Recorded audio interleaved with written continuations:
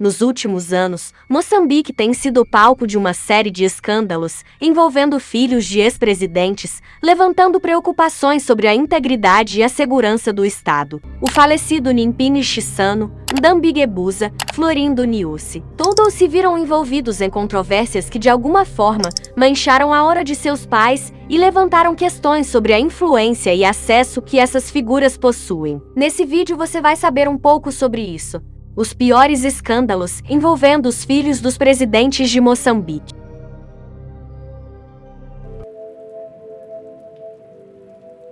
Joaquim Alberto Chissano serviu como presidente de Moçambique de 1986 a 2005, sendo um líder respeitado pela transição do país. No entanto, o seu filho Nimpini Chissano se envolveu em vários escândalos que mancharam o legado do seu pai. Nascido na Tanzânia durante a guerrilha que a Frelimo moveu contra o regime colonial português, pouco se conhecia da sua vida privada, até a sua atividade como empresário começar a ser questionada por alguns moçambicanos. Na década de 1990, com 20 e poucos anos de idade, Nimpini já era um dos empresários moçambicanos bem-sucedidos. Estranhamente, na mesma época, desapareceu no Banco Comercial de Moçambique 14 milhões de dólares sem nenhuma explicação. E ainda na mesma década, o jornalista Carlos Cardoso publicou várias notícias sobre aquele escândalo, e ele estava perseguindo pistas daquela fraude. Um dos que Cardoso suspeitava era o Nimpini. Cardoso perseguiu ele de forma impiedosa, tendo relatado sobre os métodos pouco simpáticos de obtenção de riqueza. O jornalista deixou claro que aquela fraude de 14 milhões de dólares implicava proeminentes homens de negócios e do poder. Mas quando estava a entrar na profundidade da investigação, o jornalista foi brutalmente assassinado, isso em 22 de novembro de 2000.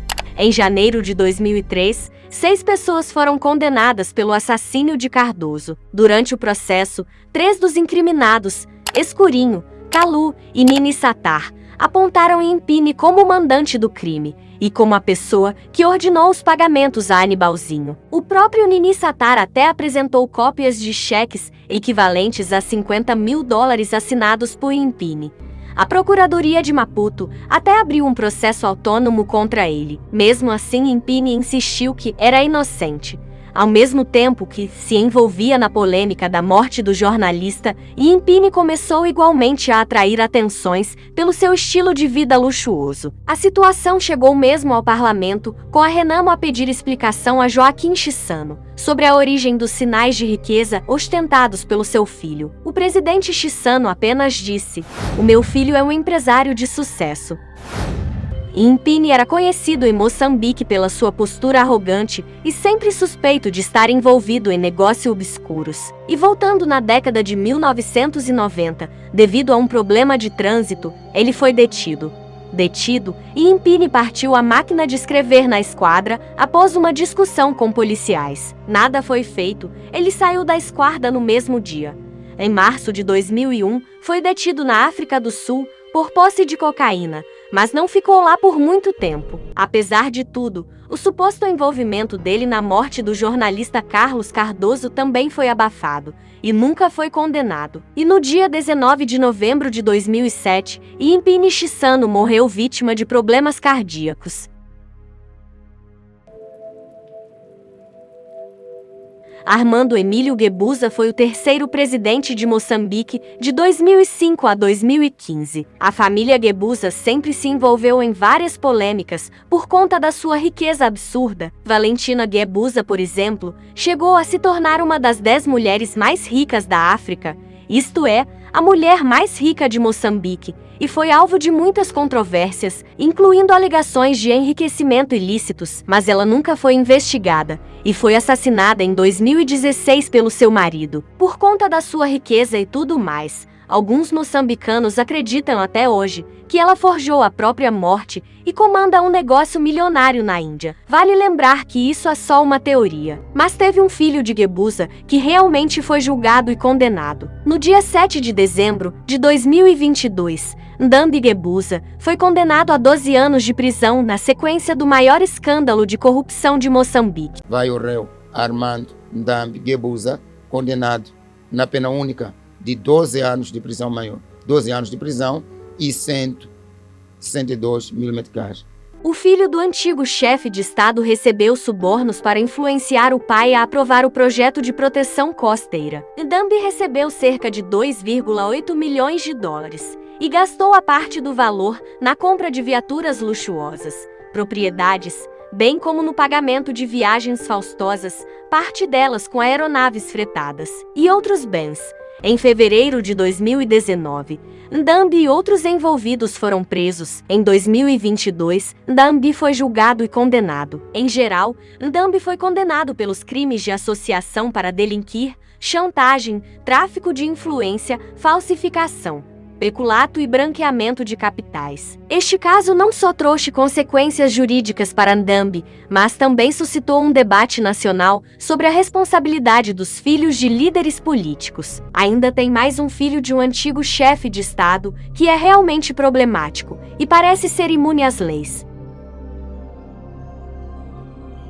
Florindo Nyusi, o filho do quarto presidente de Moçambique, Filipe Jacinto Nyusi, que serviu como presidente de 2015 a 2025. O seu filho Florindo se envolveu em várias polêmicas. Em 2022, ele provocou acidente na praça da UMM. Ele vinha a alta velocidade e embateu na outra viatura. Florindo saiu ileso e depois fugiu. Nada foi feito. Algumas pessoas foram arrancados telemóveis pela polícia porque não devia filmar. Em 2024, novamente ele provocou outro acidente de viação, onde com seu carro luxuoso atropelou 2 crianças que iam à escola e novamente o covarde fugiu, deixando as crianças sem assistência. Fui encontrar a criança estatelada no chão. E naquele momento já estava a levar o próprio Florentino Nyusi com segurança, foram embora deixar as crianças à própria sorte.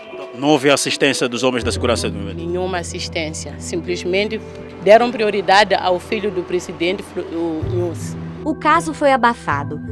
Também ele já tinha se envolvido em alguns escândalos antes.